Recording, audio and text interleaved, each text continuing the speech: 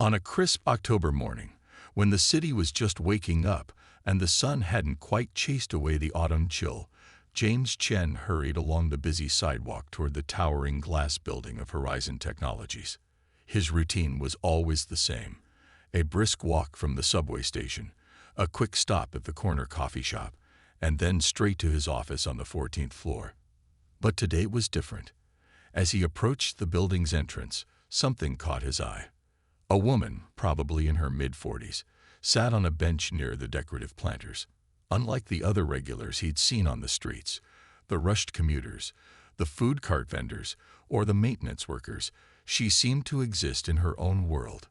James noticed her clothes first: a worn but clean navy jacket, faded jeans, and scuffed sneakers. But it was what she was doing that made him slow his steps. In her hands, she held a weathered sketchbook, her fingers moving with surprising grace as she drew. From his angle, he could catch glimpses of detailed sketches of the building and passing people. As the marketing manager walked past, he found himself glancing back. The woman's face showed total concentration, her eyes darting between her subject and her notebook. There was something striking about her appearance. Despite her modest circumstances, she carried herself with quiet dignity. Her gray-streaked hair was neatly tied back, and though her face showed signs of weathering, her eyes sparkled with intelligence. Throughout his morning meetings, James found his thoughts drifting back to the woman. Through his office window, he could see her still sitting there, occasionally offering a polite smile to passing strangers who mostly hurried by without a second glance. She would sometimes pause in her sketching to sip water from a reusable bottle or to watch pigeons that gathered nearby. During his coffee break, James watched as a group of young executives walked past her, some subtly moving to the other side of the sidewalk, others pretending not to notice her presence. But what struck him most was how she seemed unbothered by their reaction, maintaining her composure and focus on her art. By lunchtime, curiosity had gotten the better of him. From his window, he'd observed how she handled herself, never bothering anyone, keeping her space tidy, and continuing with her artwork. There was something about her that didn't fit the usual pattern, something that tugged at his instincts. The security guard, Mike, who'd worked in the building for years, noticed James's interest. "She's been coming here for about a week now," he mentioned casually. "Doesn't cause any trouble. Just sits and draws. Strange, though. She seems to know a lot about the people going in and out. Sometimes I hear her humming classical music." As the afternoon sun cast long shadows across the plaza, James noticed how she carefully packed up her supplies into a worn backpack. Her movements were methodical and practiced, each item finding its proper place. Before leaving, she picked up not only her own trash, but some litter that others had left nearby, disposing of it properly in the recycling bin. This simple act of consideration, combined with everything else he'd observed throughout the day, made James realize that there was more to this woman's story than met the eye. Tomorrow, he decided, he would do something different. Tomorrow, he would stop and say hello. Little did James know that this simple decision would set in motion a chain of events that would change not only his life, but the entire culture of Horizon Technologies. As he packed up his own belongings at the end of the workday, he couldn't have imagined how a single act of kindness could unfold into something so extraordinary. The next morning, James arrived earlier than usual, clutching 2 cups of coffee from his favorite shop. His heart beat a little faster as he approached the bench where the woman sat, already absorbed in her sketching despite the early hour. The morning sunlight caught the silver strands in her hair, and her steady hand moved confidently across the page. "I thought you might like some coffee," James said, extending one of the cups. "I'm James Chen from the 14th floor."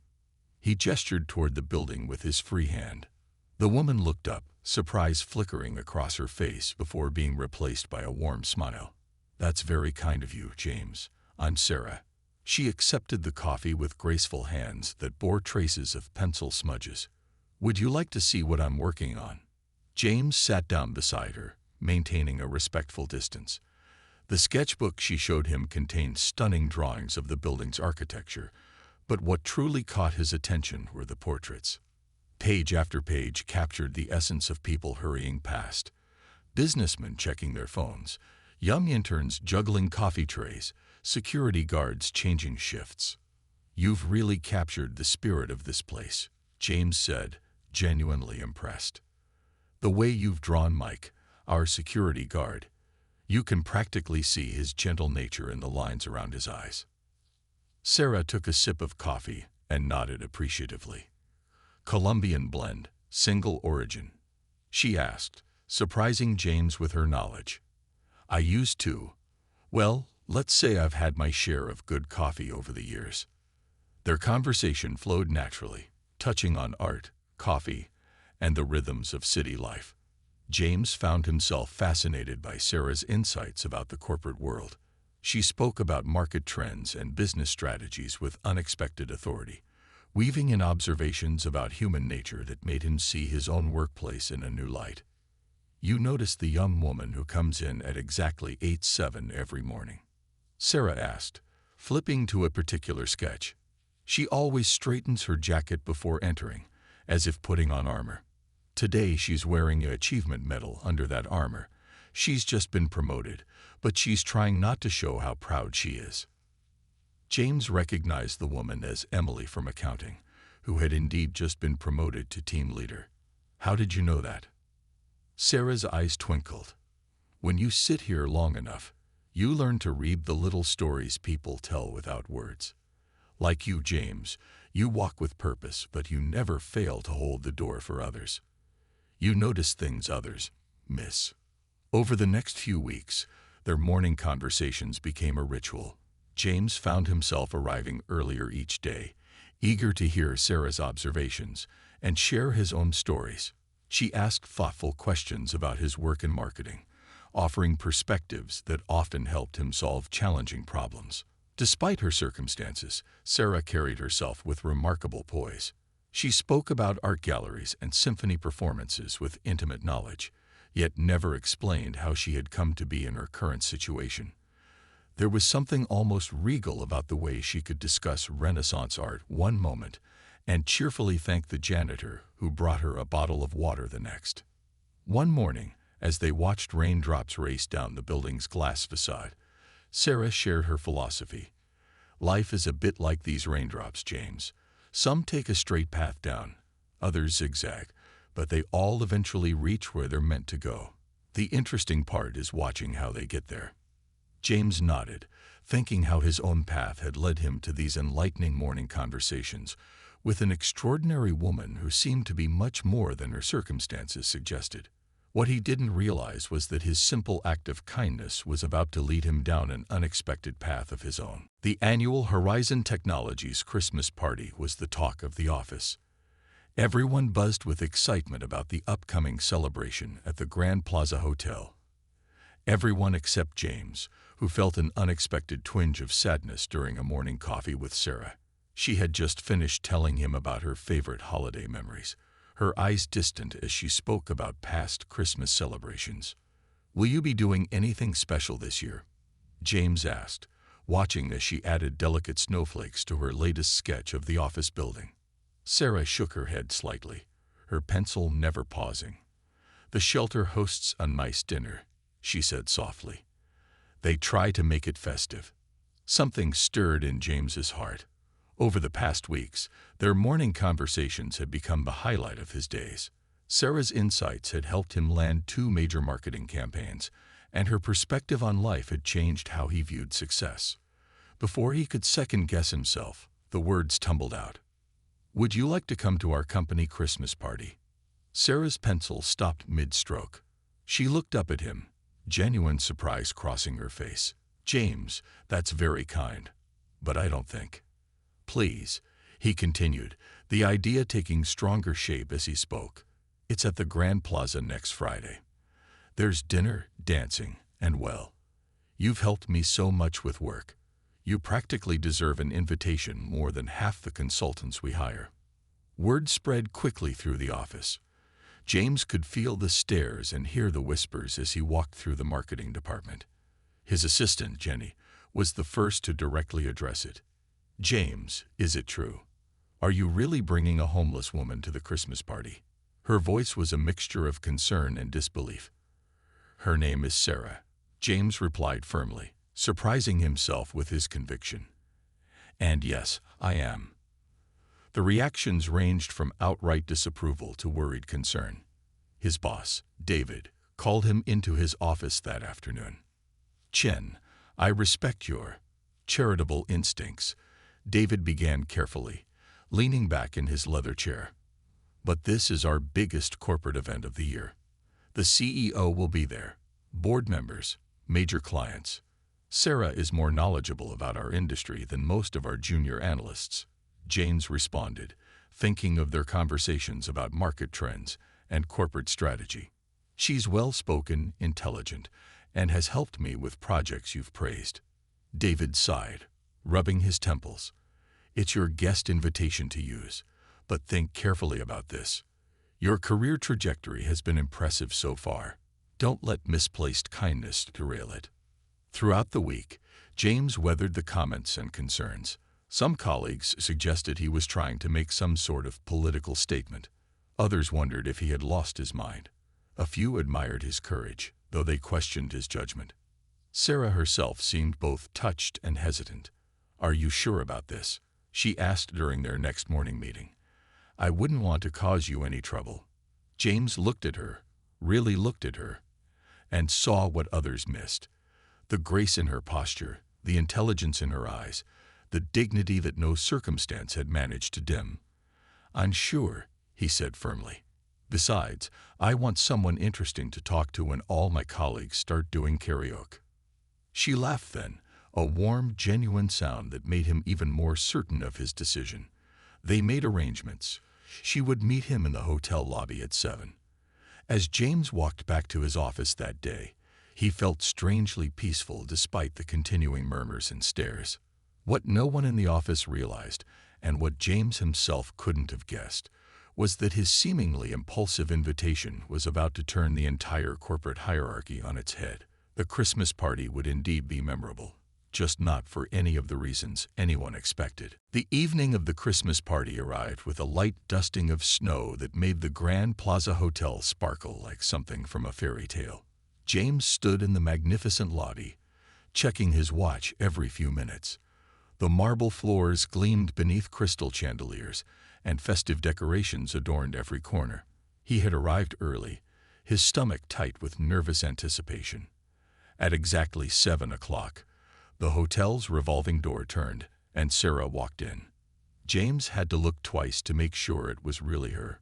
She wore a simple dark blue dress that, while modest, fit her perfectly. Her silver-streaked hair was styled elegantly, and a small pearl pendant graced her neck. The dress, he would later learn, came from a local charity shop, carefully cleaned and pressed for the occasion. You look amazing, James said sincerely, noting how her natural grace seemed even more apparent now. Gone were the worn jacket and faded jeans, but her eyes held the same intelligent sparkle he'd come to know during their morning conversations. Sarah smiled warmly. Thank you, James. A kind volunteer at the women's shelter helped me get ready. She touched the pearl pendant gently. This was tucked away in my small box of treasures. I've been saving it for a special occasion. As they walked toward the ballroom, James noticed how Sarah carried herself. Head high, steps measured, and confident. She showed none of the discomfort or uncertainty one might expect from someone in her situation. Instead, she moved with the ease of someone perfectly at home in such surroundings. The ballroom was already filling with people when they entered. Crystal glasses clinked, laughter bubbled up from various corners, and the string quartet played softly in the background. James felt the immediate shift in atmosphere as heads turned their way. Conversations paused, and curious glances were cast in their direction. His colleague Jenny was the first to approach them, her initial skepticism giving way to surprise as Sarah gracefully accepted her introduction. I've heard so much about the marketing department's recent successes, Sarah said, engaging Jenny in a conversation about their latest campaign. Her knowledge of current market trends and advertising strategies left Jenny visibly impressed. As they made their way through the crowd, Sarah demonstrated an unexpected ease with corporate small talk. She discussed the latest industry developments with the senior manager, shared thoughtful insights about market expansion with a board member, and even offered an interesting perspective on digital transformation to the IT director. "I must say, James," whispered David, his boss, pulling him aside after watching Sarah charm a group of executives with her articulate analysis of recent market trends, "your guest is remarkably well-versed in corporate matters." The evening progressed smoothly, with Sarah fitting into the corporate gathering far more naturally than anyone had expected. She sampled the hors d'oeuvres with refined appreciation, knew which fork to use at dinner, and even recognized the classical pieces the quartet was playing. Dvorak's American Quartet, she commented during one particular piece, though their interpretation is uniquely modern. The musician who overheard her observation nodded in impressed agreement. James found himself relaxing as the initial tension in the room dissolved. His colleagues' suspicious glances had transformed into genuine interest. Sarah's dignity and intelligence had won over even the most skeptical observers. But the real surprise of the evening was yet to come. As they stood near the dessert table, discussing the intricate sugar sculptures, a sudden hush fell over the room. The CEO, Victoria Marshall, had arrived. James noticed Sarah's posture shift slightly, almost imperceptibly, as Mrs. Marshall made her entrance.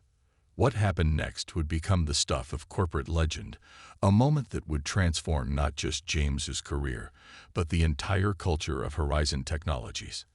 As Victoria Marshall's eyes swept the room, they landed on Sarah, and the world seemed to stop. The ballroom of the Grand Plaza Hotel fell into a hushed silence as Victoria Marshall, CEO of Horizon Technologies, stood frozen at the entrance. Her usual commanding presence faltered for the first time anyone could remember. Her eyes were fixed on Sarah, and her perfectly composed expression cracked with emotion. For a moment, no one moved. The string quartet's music faded into awkward silence. James watched as Sarah straightened her shoulders, a subtle smile playing at the corners of her mouth. The air between the two women crackled with unspoken recognition. Victoria took 3 quick steps forward, then stopped. Her hands trembled slightly as she removed her designer glasses. "Sarah," her voice carried across the silent room, barely above a whisper but heard by everyone. Then, to the absolute astonishment of every Horizon employee present, Victoria Marshall, the famously composed, always in control CEO, broke into a run across the ballroom floor. Her high heels clicked against the marble as she rushed toward Sarah, tears now flowing freely down her face. The two women embraced in the middle of the ballroom, Victoria holding Sarah as if she might disappear. "Oh my God, you did it. You really did it," Victoria kept saying, her words muffled against Sarah's shoulder. James stood rooted to the spot, his mind racing to make sense of the scene unfolding before him. Around the room, confused whispers rippled through the crowd. Board members exchanged bewildered glances. His boss, David, nearly dropped his champagne glass. When the women finally separated, Victoria kept one hand firmly on Sarah's arm, as if afraid to break contact.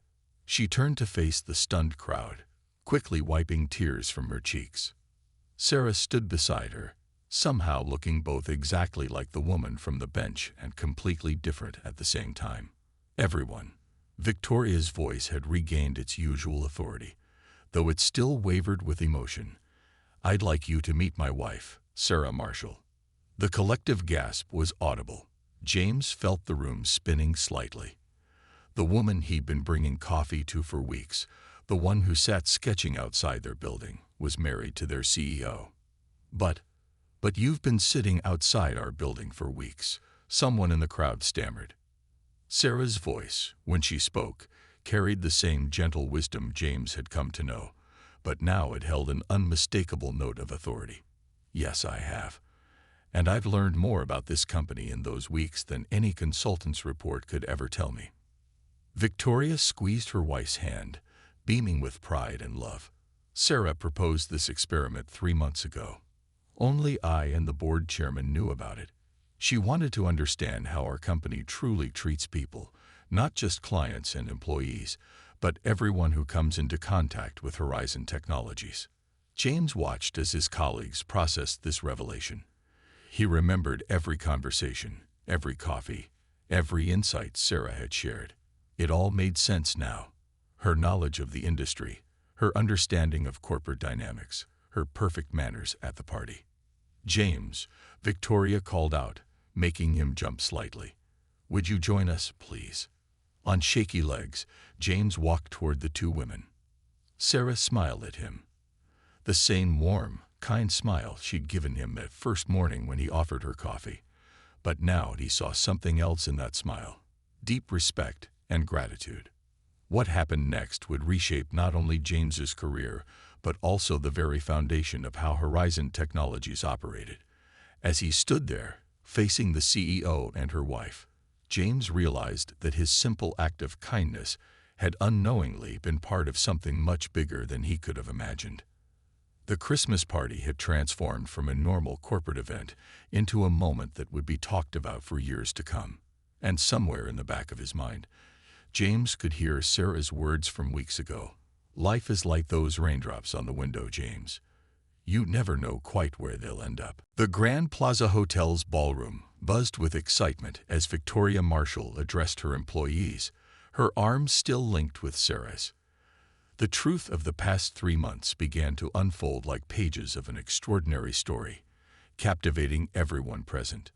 Sarah stepped forward, her voice clear and confident.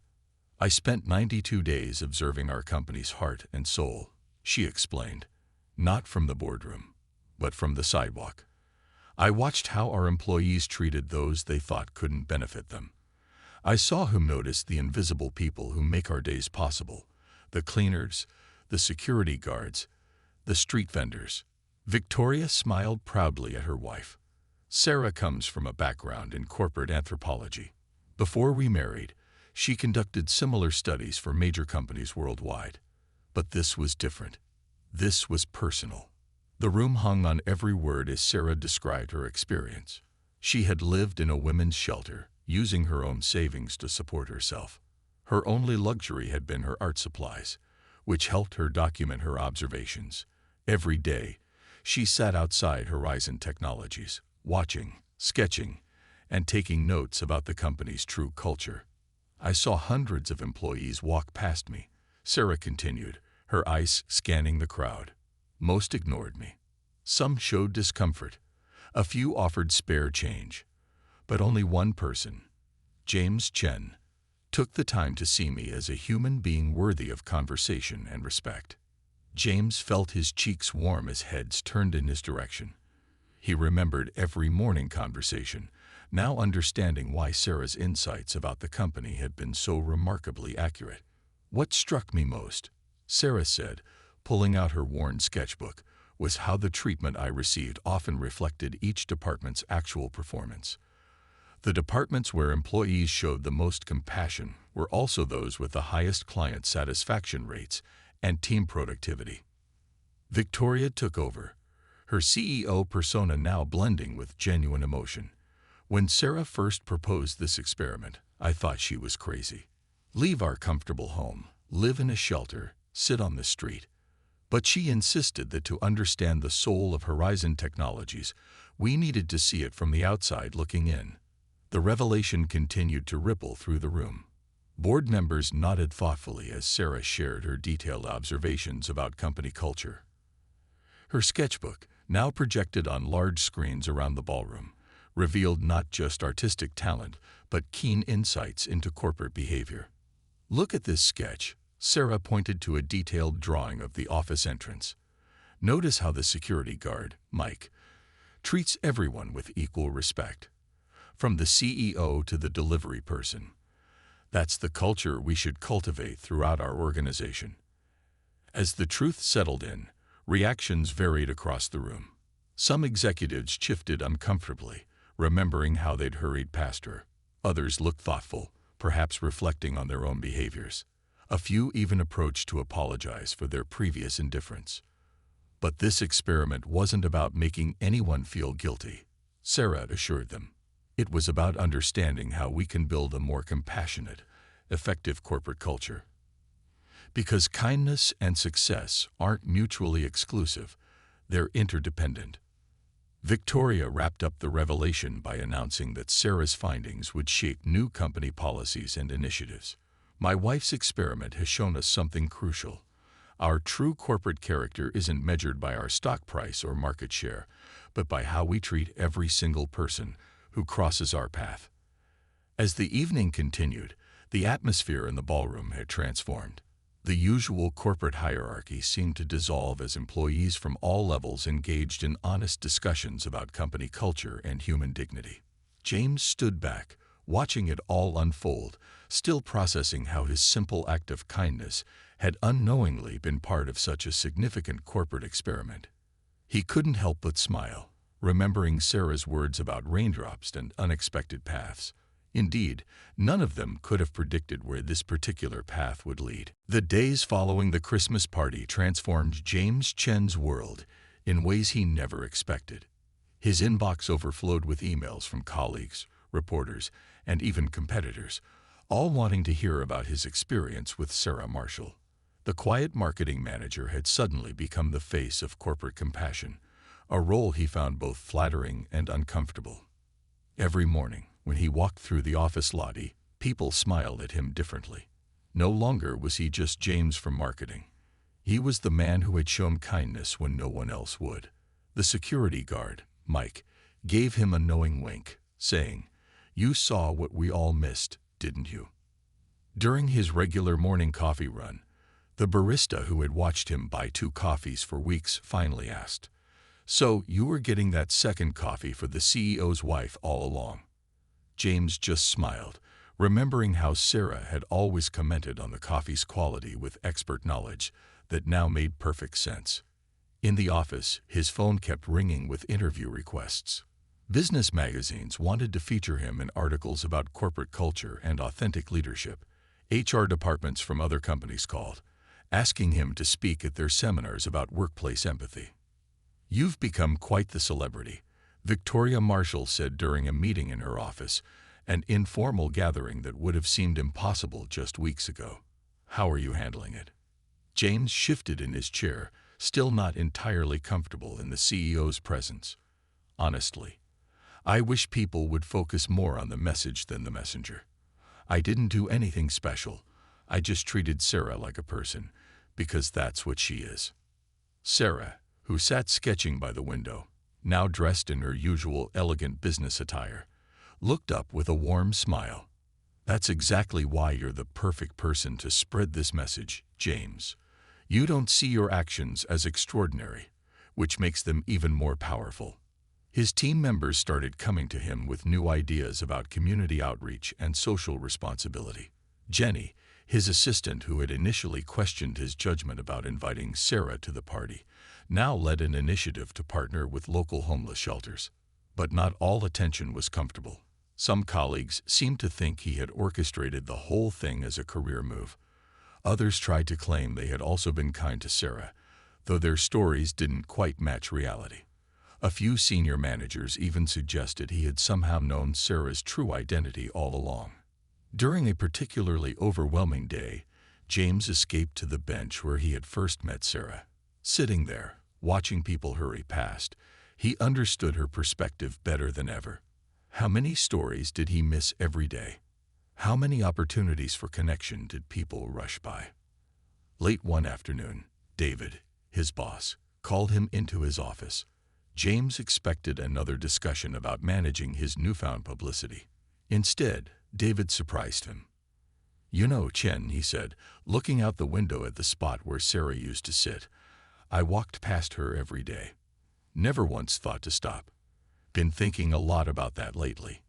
James noticed the subtle change throughout the office. People held doors open more often. The cleaning staff received genuine thank yous. The security guards were greeted by name. Small changes, perhaps, but meaningful ones. At home, James kept the newspaper clippings about the story in a drawer, not out of pride, but as a reminder that kindness doesn't need an audience or a reward. The most meaningful moment came in the form of a simple sketch Sarah had given him, showing him offering that first cup of coffee, his face drawn with a gentle detail that captured not just his appearance but his character.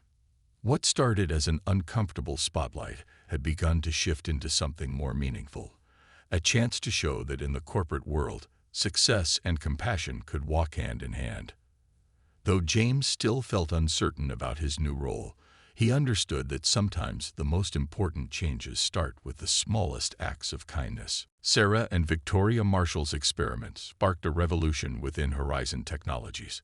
One morning, James arrived at work to find an invitation to a special board meeting. The company's main conference room, usually reserved for high-level strategy sessions, was filled with both executives and employees from all levels.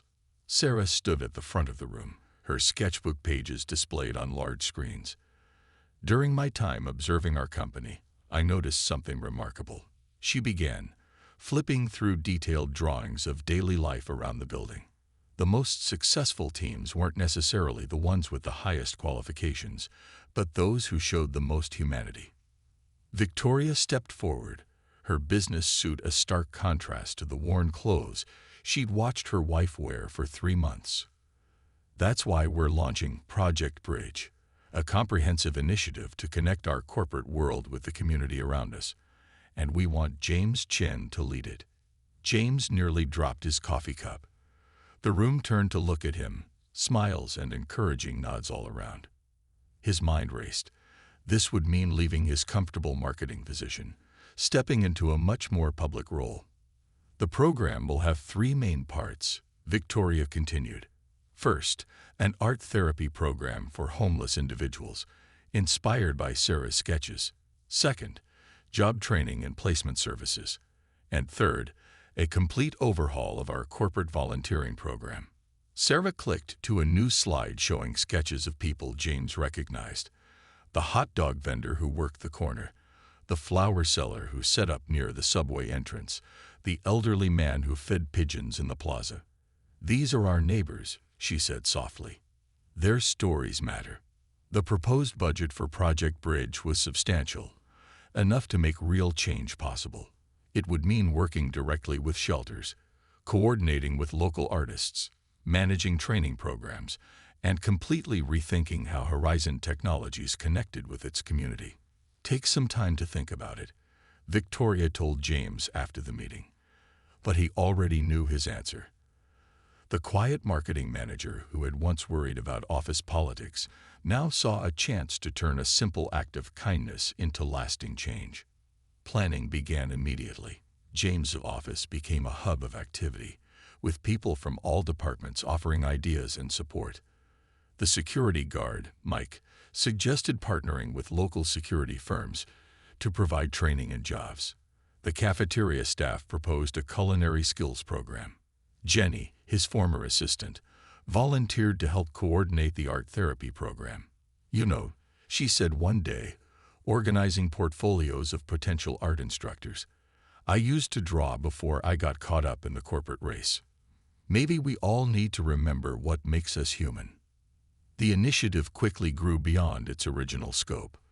Other companies began calling, wanting to know how they could create similar programs. Local businesses offered partnerships. Art galleries volunteered space for exhibitions of work created in the therapy programs. Sarah's sketches became the symbol of Project Bridge, her detailed drawings of city life showing both the challenges and the humanity of their community. One particular sketch, showing James offering that first cup of coffee, became the program's unofficial logo. The most challenging part for James wasn't managing the logistics or even the budget. It was stepping into a leadership role that required him to be more visible than he'd ever been comfortable with. But every time he hesitated, he remembered those morning conversations on the bench, how natural it had felt to simply connect with another person. During a community meeting about the initiative, an elderly woman stood up and said something that stuck with James. "It's not just about helping people in need. It's about remembering that we're all just people caught in different stories." As spring approached, Project Bridge was taking shape, transforming not just Horizon Technologies, but rippling out into the broader corporate community. James's simple act of kindness had grown into something he could never have imagined that chilly October morning when he first decided to buy an extra cup of coffee. 6 months after that remarkable Christmas party, the area around Horizon Technologies had transformed. The once sterile corporate plaza now buzzed with new energy. An art gallery, showcasing works from Project Bridge participants, occupied a previously empty retail space. The benches where Sarah had once sat now hosted outdoor seminars, where business professionals and community members shared stories and ideas. James walked through this changed landscape each morning, no longer just hurrying to his office. He knew most of the faces now. Maria, who ran the new coffee cart program employing former shelter residents. Tom, a retired art teacher who volunteered at the therapy sessions, and countless others whose lives had intertwined with Project Bridge. Sarah still came to the plaza regularly, though now she alternated between elegant business attire and casual clothes. She continued her sketching, documenting the program's impact through her art. Her latest series, titled Full Circle, captured the journey of several Project Bridge participants, from their first day to their current success. Inside Horizon Technologies, the changes were equally profound. The company's lobby now featured a rotating gallery of community artwork. The cafeteria offered training opportunities for aspiring chefs from local shelters. Even the security team, led by Mike, had developed a respected training program for those seeking a fresh start. Victoria Marshall had become a regular presence at Project Bridge events, often rolling up her sleeves to work alongside volunteers. She and Sarah hosted monthly dinners where corporate executives sat beside program participants, sharing meals and stories that broke down invisible barriers. James's old marketing office had evolved into the Project Bridge headquarters, where his team coordinated programs that now served as a model for other companies. Jenny had discovered her true calling as the art therapy program director, her corporate skills blending perfectly with her rediscovered passion for creativity. One particular morning, James arrived to find Sarah sitting at her old bench, sketching. She looked up with that familiar warm smile. "Sometimes I miss these quiet mornings," she said, showing him her current drawing. A scene of the plaza filled with life and interaction. "Do you ever regret giving up your comfortable life for those 3 months?" James asked, sitting beside her. Sarah shook her head, adding final touches to her sketch. "Those weren't months of giving up anything, James. They were months of gaining perspective. Sometimes you have to change your viewpoint to see what really matters." Later that day, during a Project Bridge graduation ceremony, James watched as 20 participants received certificates for completing various training programs. Among them was the flower seller who used to work near the subway, now managing the plaza's new flower shop and training others in small business operations. The local press had dubbed it the Horizon Effect, how one company's transformation had inspired others to rethink their relationship with their communities. Other corporations had begun implementing their own versions of Project Bridge, creating a network of support and opportunity that stretched across the city. As James prepared to give his speech at the graduation, he caught sight of his reflection in the window. He was no longer the hesitant marketing manager who worried about office politics. The man who looked back at him stood taller, smiled more easily, and carried himself with the quiet confidence that comes from knowing you're doing something that matters. Sarah and Victoria sat in the front row, hands clasped together, proud of how their experiment had grown into something far beyond their initial hopes. The room was filled with faces that told stories of transformation, not just of those who had received help, but of those who had given it. As James began his speech, he glanced at the familiar sketch framed on the wall, the one of him offering that first cup of coffee. "The smallest act of kindness," he told the gathering, "can create ripples we never imagined. All we have to do is be willing to see each other, really see each other, as human beings sharing this journey together." And in that moment, surrounded by the evidence of how much had changed, James realized that sometimes the greatest transformations start with something as simple as a cup of coffee and the courage to care.